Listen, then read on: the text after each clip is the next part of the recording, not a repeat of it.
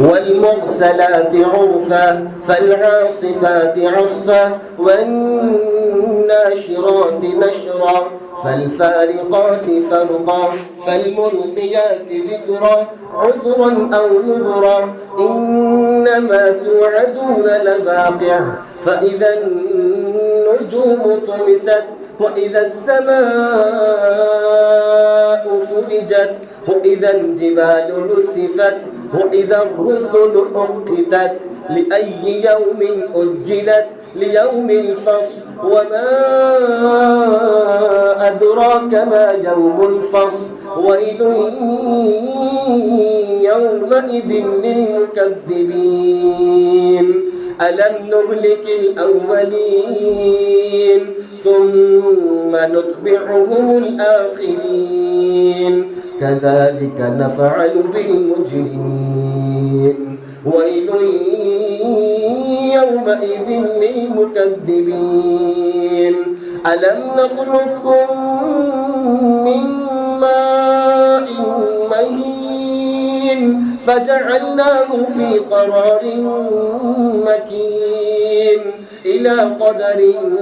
معلوم فقدرنا فنعم القادرون ويل يومئذ للمكذبين ألم نجعل الأرض كفاتا أحياء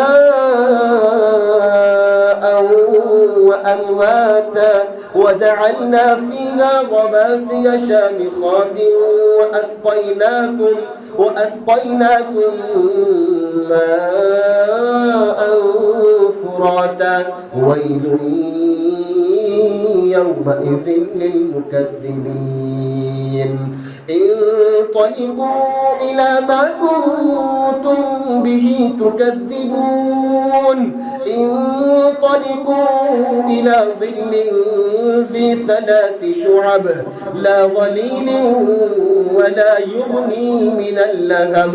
إنها ترمي بشرر كالقصر كأنه جبالة صفر ويل يومئذ للمكذبين هذا يوم لا ينطقون ولا يؤذن لهم فيعتذرون ويل يومئذ للمكذبين هذا يوم الفصل جمعناكم والأولين فإن كان لكم كيد فكيدون ويل يومئذ للمكذبين إن المتقين في ظلال وعيون وفواكه مما يشتهون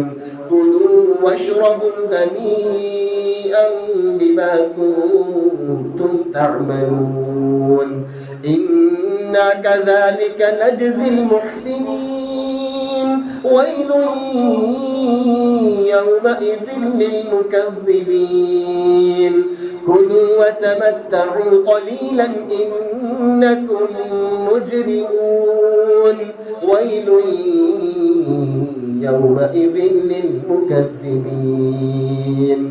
وإذا قيل لهم اركعوا لا يركعون ويل